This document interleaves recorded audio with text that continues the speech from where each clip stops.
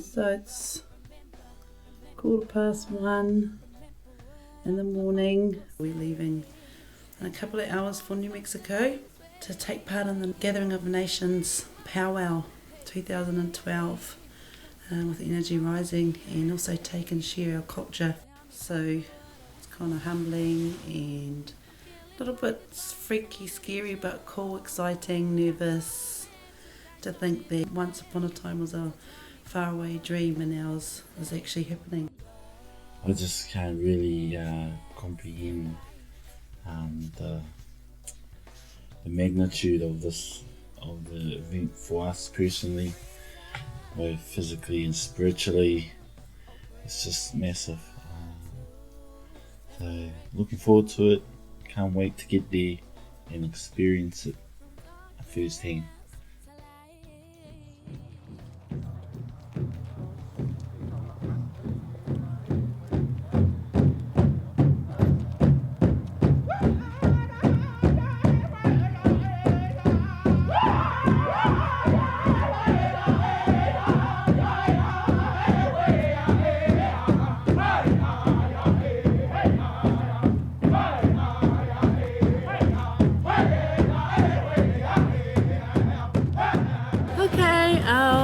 We're at the international airport with everybody. We got all our carry-on stuff. We had a bit of issues at the desk with this unpleasant lady, but we're all excited, and I hope I'm not severely jet lagged when I get there. But yeah. Kia ora whānau, still a bit nge Maui. Excited though, can't wait to get to Albuquerque and represent us. Kia ora, my name's Salman Short, keyboard player for NRG Rising. We're ready to hit the road to head to New Mexico. Looking forward to the trip and yeah, can't wait. Yes, looking forward to the experience. Just looking forward to the experience and looking forward to when I see my wife and kids again. Kind of miss them, but yeah, all good. Kia ora, my name's Te Whainua, guitarist for NRG Rising. Looking forward to travelling with the whānau and looking forward to experience what we're about to experience and experience a different culture. We're welcoming you here to the United States and to New Mexico, into Indian country. We're so proud to have you. We see you as our relatives, and we're glad you're here to share this evening with us and your whole visit. And we wish you safety and happiness while you're here.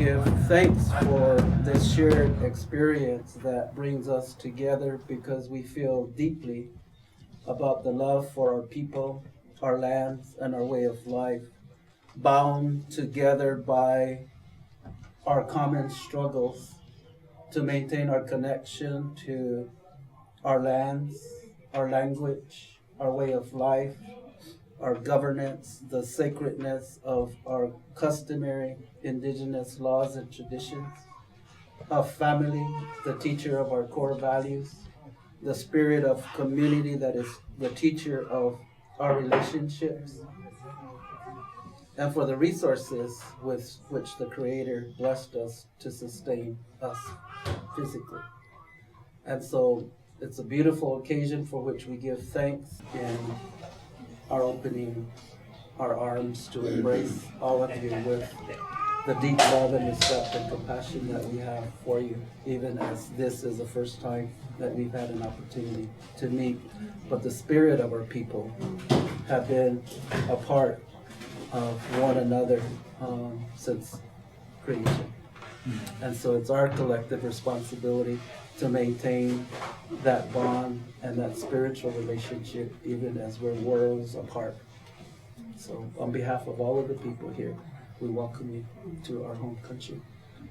Nei mai ngā wai hura nei, te wāonga, te ngākina, te waitainu, te waimari, ngā tāne, ngā rongo, ngā tangaroa, ngā maru, ko rangi nui e tū nei, ko papatūna, ko e takoto nei, tuturi whiti whakamaua kia tīna, haumi e hui e, tai ki e.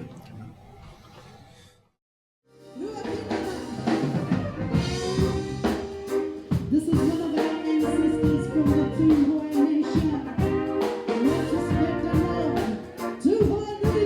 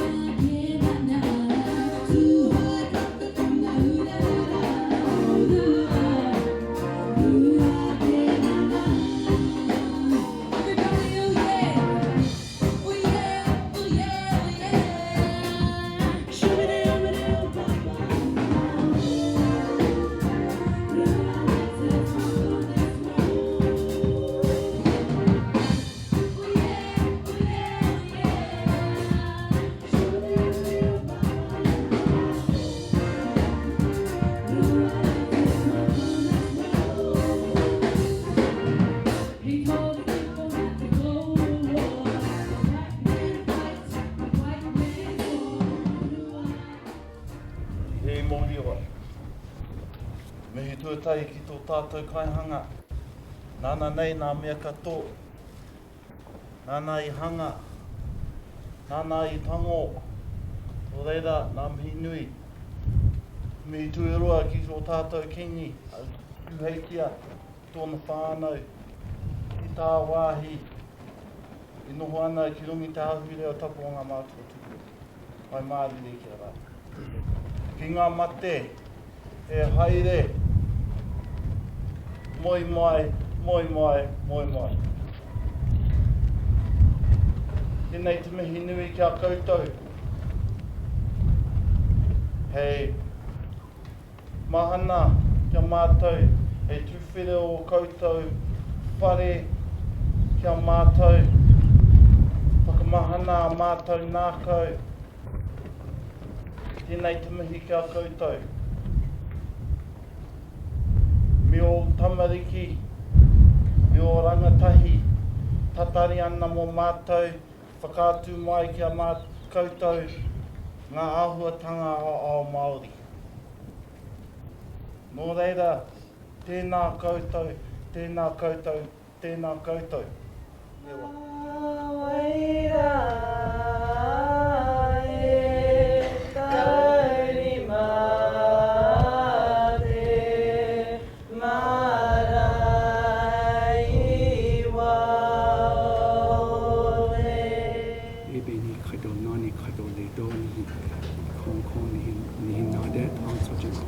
Baby, hujung nang khadole. Di hut a kong sa na ge ke hujung. Dan ni kling go kong ni khadole. Ojana Haskli Dolir, Ojana Haskli, Ojana Haskli, Ojana Haskli.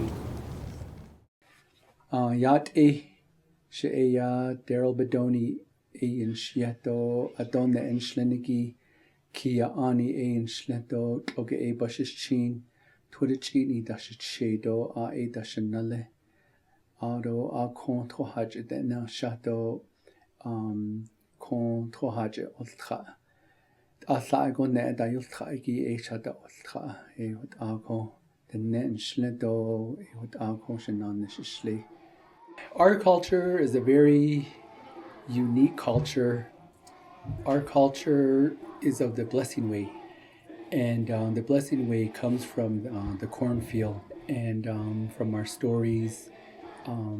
We, as Navajo people, were created from corn. We were guided by the holy people, and we were taught all our values and principles, and how to live a good life, and that's a life of blessing and harmony with everything that surrounds us, from Mother Earth to Father Sky. Our people have struggled through a lot, not only through the establishment of the United States of America during the early 18th and 19th century, but even before that. And one strong value and one strong principle that has always been taught to all of us and that we teach our children is how to endure. Our hopes and aspirations for our children is that they will continue to endure and to continue to survive as Navajo people, and that they will, for generations to come, continue to speak the language and carry on our songs and our prayers and all our cultural ceremonials and traditions, because everything that we have as Navajo people, was given to us spiritually through, the holy people and the Creator, and from that, we've been blessed.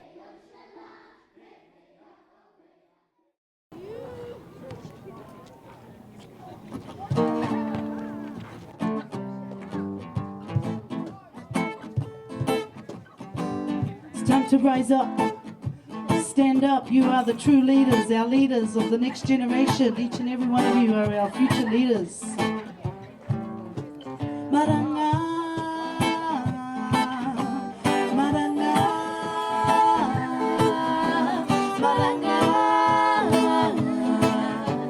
maranga. Kia ora nai anei, nare e kahe o moa. Kia mo i o koe, kia koe ano mahua no tō whae. Makazika, e aha e hanana, e o whakaro, koa i ara i amarama, e i painga, popopo.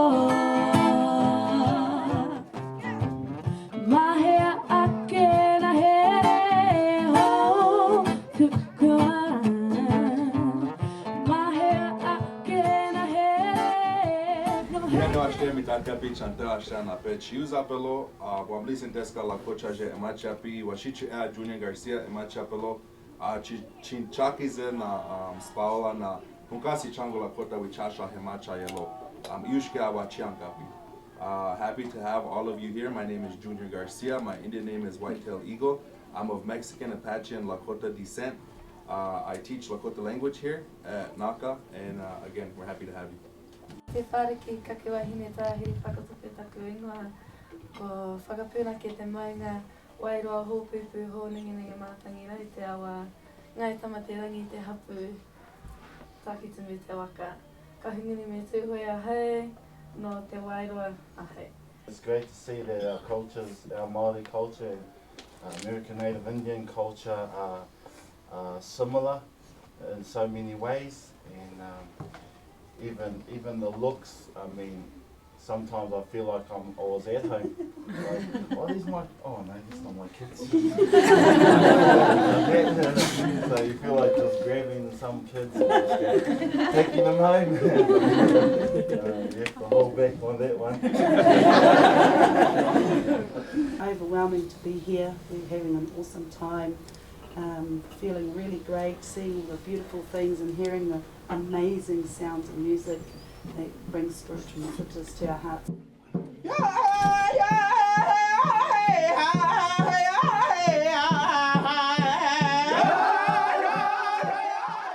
So like with Lakota culture, there's a woman, her name is Tesanwi, which is White Buffalo half-pipe woman. And she's the one who brought all the culture to the Lakota people.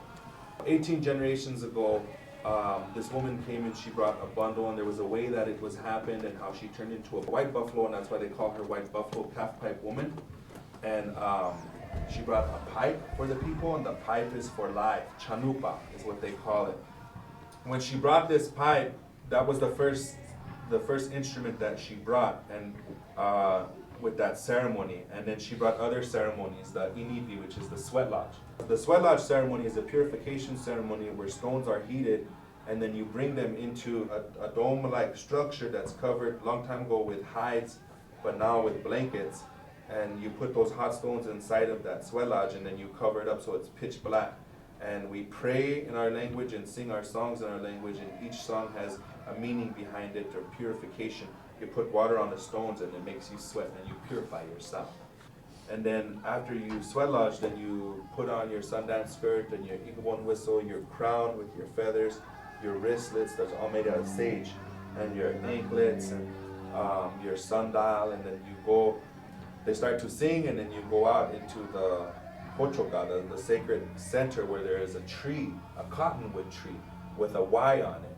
And then there's a choke cherries here, and then there's a man that's represents the fertility, survival of the people, and he's like a running. He's like the man of the universe, and below him is the buffalo, because the buffalo provided everything for us: home, utensils, food, clothing, everything like that. So it represents life, and that tree represents your mom.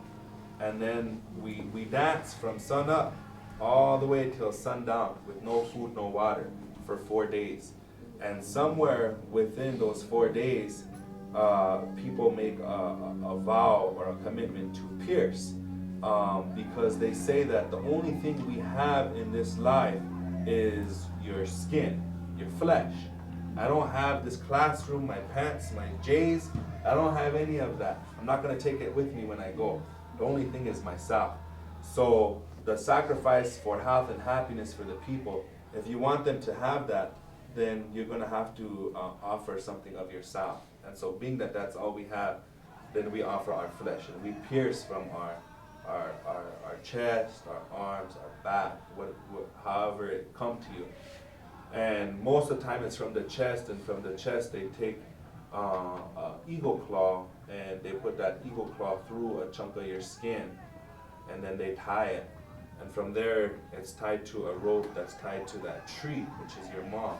So in essence, that tree is your mom, the rope is the umbilical cord, and when you break, then you're being reborn.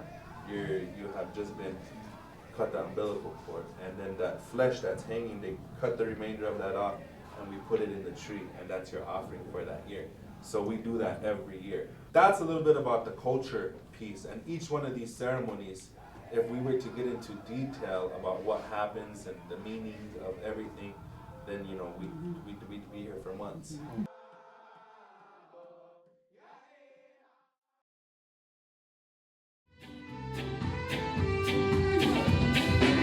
He said that she said, he said, and you said she said, he said, and he said, you said, she said, and you said, she said, he said. All I'm asking for is what you fly with. Kua ti hopa, haag ani hana o set sheket as asich tamaya me ko hamish alsota. I'd like to ask everyone arawa hopa, greetings all. So I just wanted to talk a little bit about blood quantum, being that was one of the main issues and concerns of our group coming from New Zealand. Here in Indian country, we have blood quantum, and I'm not an expert in blood quantum, but I know a little bit about what's happening in many of the tribes here in the US and also in Canada. My understanding is blood quantum came from the Nazis during the time of the Holocaust, and various Europeans used the system introduced to the natives here. In my opinion, blood quantum is a system that's used to separate as opposed to integrate. Our people are really concerned about the bloodlines. I think it just scares people because of what happened with colonization. They really tried hard to take away our culture and segregate us, and teach us that to be native is shameful. And the way we out-survive the colonizers is through passive resistance. We practice our culture underground, and I think now, as the years have gone by, we've been introduced to other ethnic people in our area. Many of our people, our children, are encouraged to marry within the Pueblo culture because, one, there's a lot that happens in our culture, a lot of responsibilities within the culture, traditions still alive, ceremonies. So in that sense, I think that our people view blood quantum in the same way. Like, it's almost threatening if someone is mixed with another culture, and it's like, well, what will become of the bloodline? What will become of us? We want to maintain that and keep it that way, but that's not reality. The reality is we are starting to have children that are different ethnic races, such as African American or Caucasian, or various tribes. And so a lot of the tribes they've all independently have decided on what they view as the right amount of blood to register in their tribe.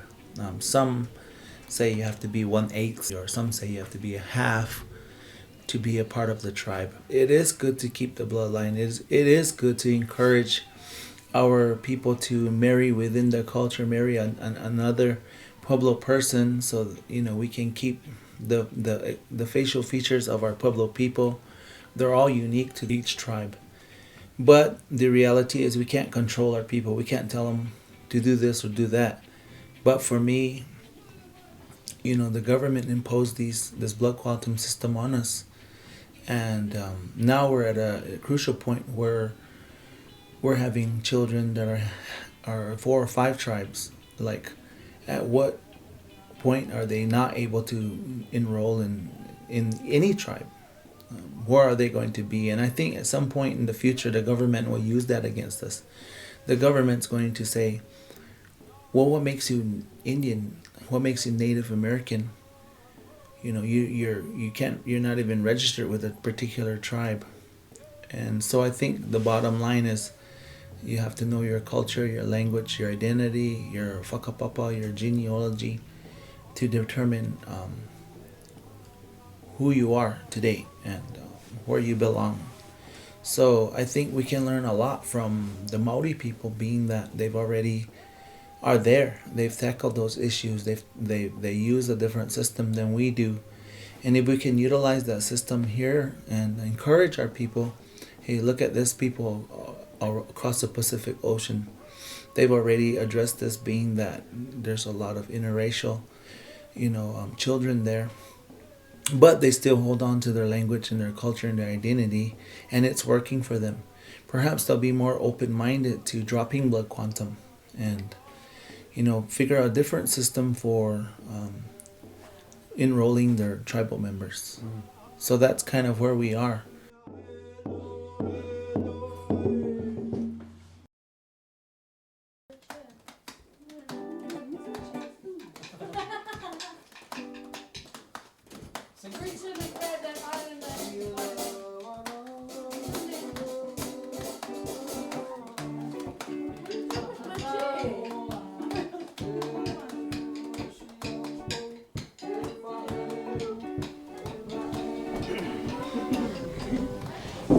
Talofa lava. My name is Demetrius Sawanaya.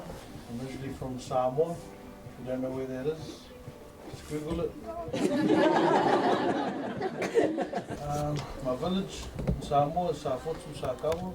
I stay in a place called Otara, and it's in Auckland. I hope you guys come over there. It's the safest place in Auckland. He's kidding. Our mountain is Mount Eden. We don't have a river, we have a creek. It's called Otara Creek. Just quick warm up. We're going to do this. I want to say milli, which means round. Milli, everybody walking. Come on, milli. If you don't want your hands on your legs. If you don't want your legs on your chest. Rub your face. Now when I say patia, that means one left. Patia! Together, come on people. It's not winter time, it's not raining season. Come on, patia! Patia! When I say rua pati, that means two claps. Rua pati! Two claps! Hey, you say ho! Hey! Come on, say it like you mean it. Hey! When I say tiger, I want the best tiger face and the loudest tiger roar. Tiger! Hold it, girl, hold it! When I say buffalo, you know buffalo! And when I say Samoa, you go, Samoa! I feel at home. And when I say Navajo, you give me your Navajo. Navajo! No, what do you people do? You tell me, New Mexico, what do you do? Come on. Okay. Anyway, we're about to sing a song. It's called Ia Lava Lava.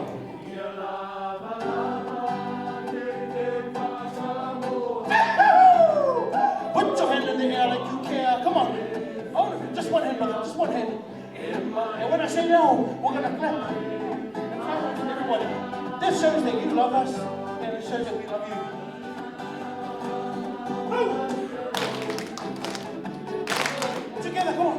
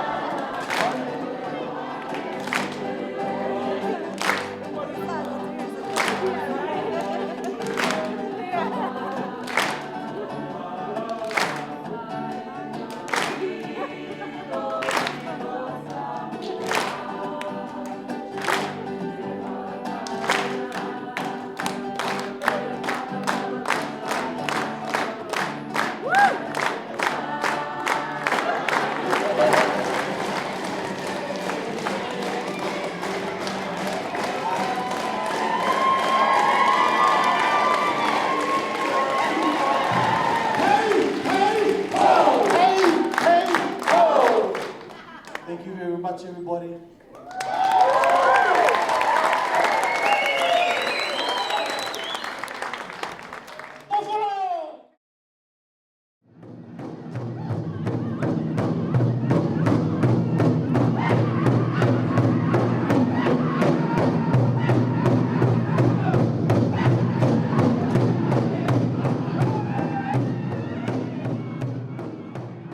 Singati. I'm Melanie Matthews from the Santa Clara Pueblo here in New Mexico.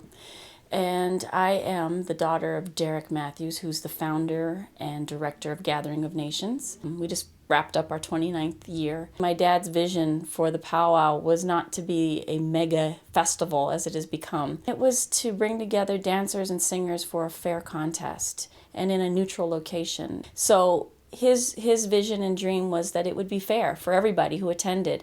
And because of that, that has always been the basis of what the Gathering of Nations was about. And to be able to share Native culture with the world through singing, through dance, through art, through music. And I think those are the languages that people around the world universally speak. And I think when you can reach people on a cultural and a spiritual level, you reach them truly within their heart and their mind, and it brings people together.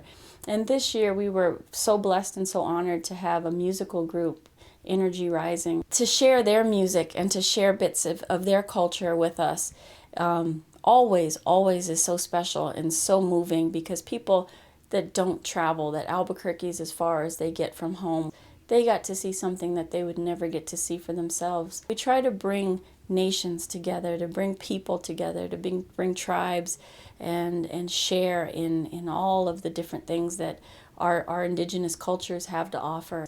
Gathering of Nations is for the people, about the people, and it's about the feelings, the spiritual aspects that people get when they see and they feel thousands of dancers dancing at once, the drums, there's just the color, the energy. People come to Gathering of Nations not just because it's something to do, it's because there's something that's driving them to be here.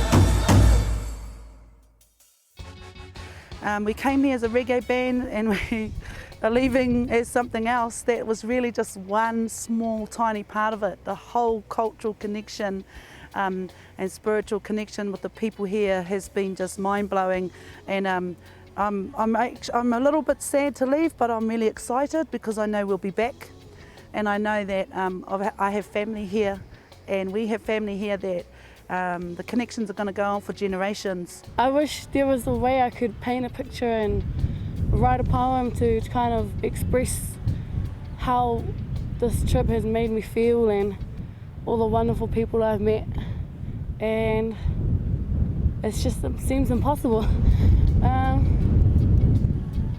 I definitely would love to come back here. I mean, it's not even like a second home, it is home. New Zealand's home, here's home. Anywhere where the people are is home to me. This trip to New Mexico has been really overwhelming and full of love and learnings and really eye-opening about our culture. And one of the best things for me throughout this last 2 weeks would be feeling the connections to the land and the people of the land here, and the connections spiritually. This journey here to New Mexico has been an enlightenment of my mind, body and soul. And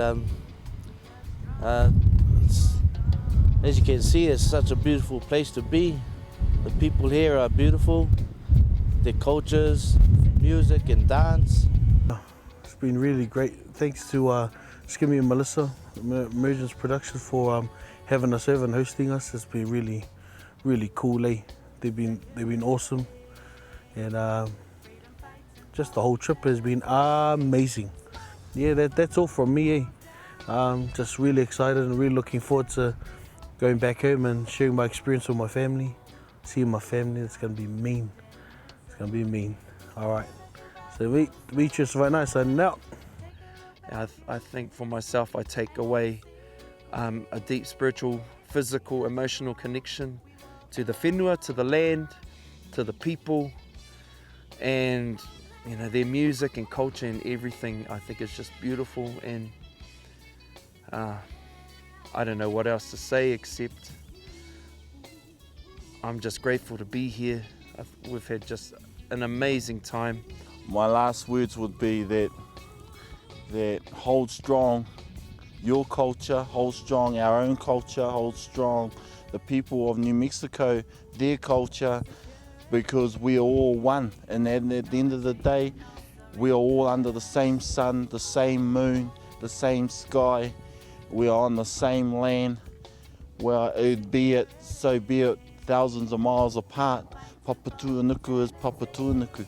And so therefore, I must say that these people here in New Mexico, Pueblo, are very proud, as we are, and we both share the love for our culture and passion for our culture. It's a beautiful thing, and I'll never forget it ever in my entire life. Thank you very much.